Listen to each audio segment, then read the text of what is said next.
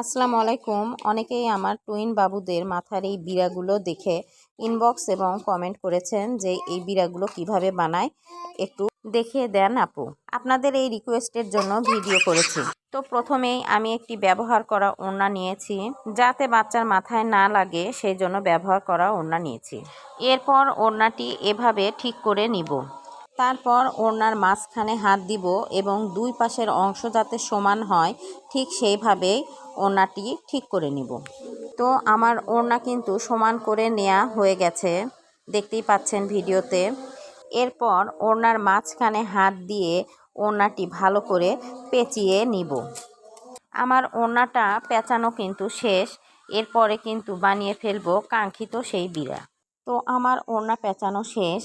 এখন ওড়নাটা বিছানার উপর রেখেছি এবং ওড়নার মাঝখানে ধরে যে অংশটা পেঁচিয়েছিলাম সেই মাঝখানের অংশটা ফাঁকা করব এবং অন্য পাটটা ওই ফাঁকা অংশের ভিতর দিয়ে ঢুকিয়ে দিব।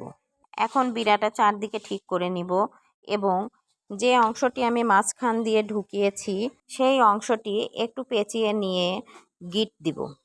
এই গিট দেওয়া হয়ে গেলেই কিন্তু আমার বিড়া বানানো শেষ হয়ে যাবে এবং বিড়াটি একদম মাথার মতোই গোল হবে এবং কখনোই বিড়াটি খুলবে না। আপনি যতক্ষণ নিজে না খুলতে চাচ্ছেন ততক্ষণ পর্যন্ত এই বিড়াটি খুলবে না। তো আমি গিট দেওয়ার কাজটাই করছি ভালোভাবে। আমার গিট দেয়া প্রায় শেষের পথে, অর্থাৎ এই জিনিসটা এর ভিতরে ঢুকিয়ে দিলেই আমার কিন্তু গিট দেয়া হয়ে যাবে। তো এই দেখেন হয়ে গেছে কিন্তু সেই কাঙ্ক্ষিত বিড়াটি। এই যে এখন এই গোলটার ভিতরে যে ফাঁকা জায়গাটা দেখতেই পাচ্ছেন মাথা রাখার, বোঝাই যাচ্ছে এটা, এর ভিতরে মাথাটা দিলে কিন্তু বাবু সুন্দরভাবে শুয়ে থাকতে পারবে। আর এই বিড়াটি কিন্তু খোলার কোনো চান্স নেই, দেখে বুঝতেই পাচ্ছেন। দুই পাশেই শোয়াতে পারবেন, এই সাইডেও শোয়াতে পারবেন আর এক পাশেও শোয়াতে পারবেন, কোনো সমস্যা হবে না। এই ছবির বিড়াটি হলো এইটা, দেখতেই পাচ্ছেন। এখন আপনাদের শিমুল তুলার বিড়া বানানো দেখাবো। তার জন্য আমি সুতি কাপড় নিয়েছি। সুতি কাপড়টির দুই পাশের মুখ এক জায়গায় করে বন্ধ করে নিচ্ছি। আপনি চাইলে এটি মেশিন দিয়েও সেলাই করে নিতে পারেন এবং হাতেও সেলাই করা যাবে। এখানে কাপড়টি লম্বায় 36 থেকে 40 ইঞ্চি নেওয়া হয়েছে। তবে আপনি যদি চান যে বেশি দিন ব্যবহার করবেন তাহলে সেই অনুযায়ী আরেকটু বেশি নিতে হবে। আমি নিয়েছিলাম 47 থেকে 50 ইঞ্চি, আর পাশে নিতে হবে 9 থেকে 10 ইঞ্চি। এরপর এর ভিতরে শিমুল তুলা ঢুকাতে হবে যতক্ষণ না পর্যন্ত এটি ভরে। তো আমি এই বিড়াটি কিন্তু ব্যবহার করেছি আমার বাবুদের 3 মাস থেকে পুরো 6 মাস পর্যন্ত।